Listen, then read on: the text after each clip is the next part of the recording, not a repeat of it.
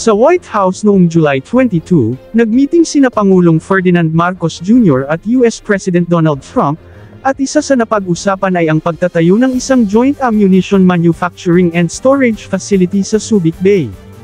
Ito ay dahil kulang ang kanilang kapasidad sa forward stage ammunition manufacturing sa Indo-Pacific, nangangahulugang nasa alanganin na posisyon ang Pilipinas at Amerika na lumaban sa matagalang panahon, laban sa anumang bansa, kung may krisis sa rehiyon.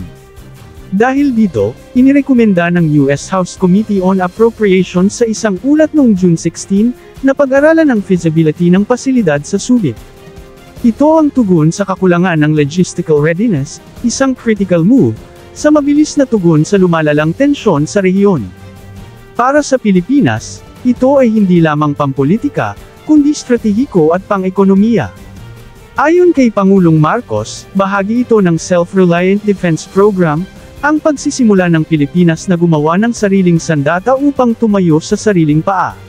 Sinabi rin ni Ambassador Romualdez, na bukas sila sa sitwasyon, hindi lamang dahil sa depensa ng bansa, kundi pati sa job creation, at sa technology transfer. Siya ay nagsabi, na may mga interesadong local arms manufacturer sa bansa, na nais sumali sa consortium para sa facility.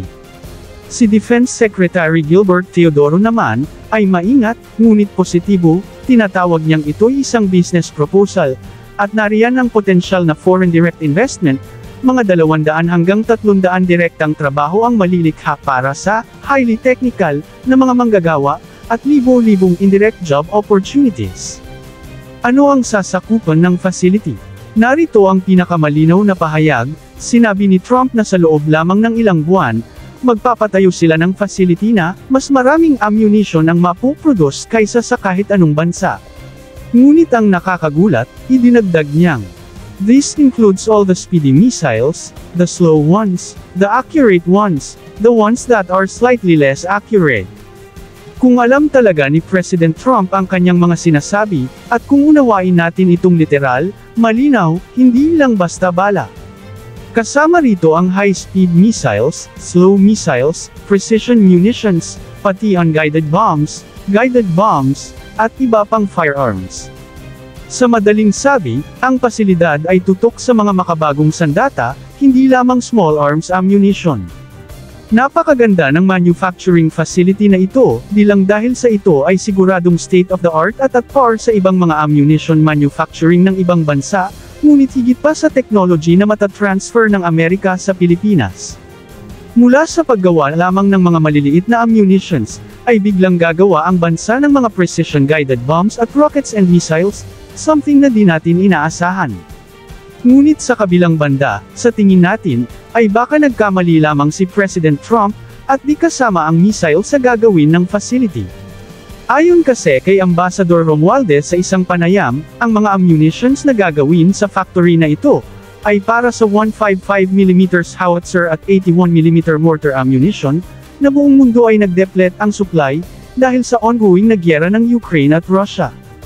Ibang potential munitions, na kasama sa production, ay maaring ang 105mm howitzer, 60mm and 120mm mortar, 25mm and 30mm medium caliber gun rounds, at 40mm launch grenades, na lahat ng ito ay wala sa current ammo factory ng bansa. Ito ang matagal ng pangarap ng ating AFP arsenal na mapasama sa manufacturing capability nila, at tila maisakatuparan na ito ngayon. Sa isang iglap, magiging pangmalakasan na ang manufacturing capability ng ating bukbong sandatahan, at dahil papasok ang local arms manufacturing company natin tulad ng Armscor, nangangahulugan din itong magiging exporter na tayo ng mga bala at bomba. Ang fundamental na layunin ng proyekto, ay pagpapalakas ng interoperability ng US-Philippine defense posture, laban sa lumalalang tensyon sa South China Sea, pati ang potensyal na sagupaan sa rehiyon, kabilang ang Taiwan. Kasama ito sa mas malawak na balangkas ng Enhanced Defense Cooperation Agreement, kung saan binuksan ng Pilipinas ang 5 base mula 2016, kabilang na ang Subic, para sa regular rotational access ng US forces. Agad namang nag-react ang South China Morning Post ng China, at nagbabala na ang ganitong pasilidad ay pwedeng magkaroon ng strategic entrapment, ibig sabihin, maaaring gawing target ng China ang Pilipinas sa oras ng krisis.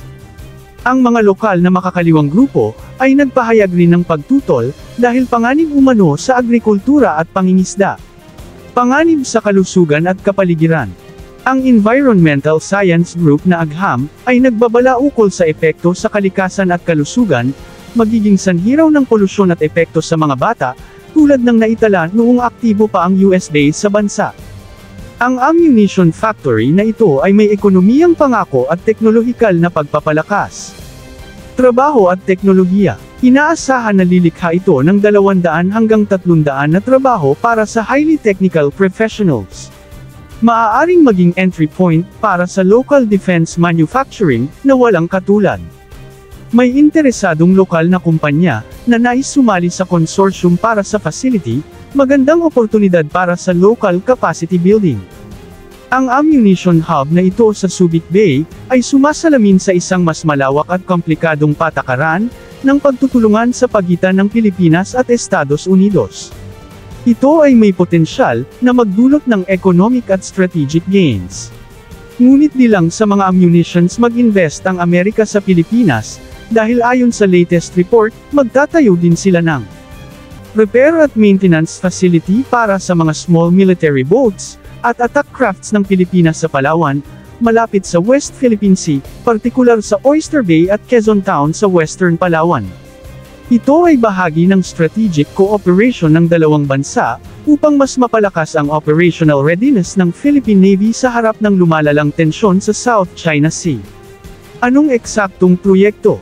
Inanunsyo ng US Embassy sa Manila noong June 16, na nag-issue na ang US Naval Facilities Engineering Systems Command ng public solicitation, para sa proyekto.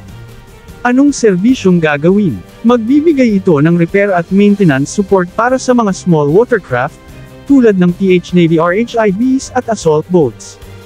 Kasama rin ang dalawang multi-purpose interior rooms para sa equipment storage o conference use L. Maliwanag na sinabing hindi ito isang military base, kundi targeted infrastructure support lang sa AFP. Bakit importante ito? Nakaposisyon ang Palawan malapit sa mga disputed features gaya ng Spratly Islands at Second Thomas Shoal, na 260 kilometro lang ang layo, kaya malaking pabor ito sa rapid deployment at maritime presence ng Pilipinas. Tumutugon ito sa low-footprint deterrence strategy ng US, suportang civic military infrastructure sa halip na permanent bases. Sinasabi ng AFP na welcome nila ang ganitong partnership kung makakatulong sa support at sustainment ng kanilang operasyon. May planong itayo ang US ng Repair and Maintenance Hub para sa mga fast attack o small craft ng Philippine Navy sa Palawan. Mayroong opisyal na shoreline sites, Oyster Bay at Quezon Town, na sakop ng AFP Western Command, na approve ng gobyerno ng Pilipinas sa ilalim ng umiiral na legal at treaties, at ito ay in full coordination sa Philippine Forces at hindi isang military base. Ang pagtayo ng mga facility na ito ay ating tututukan, kaya manatiling nakasubaybay sa ating mga bagong video.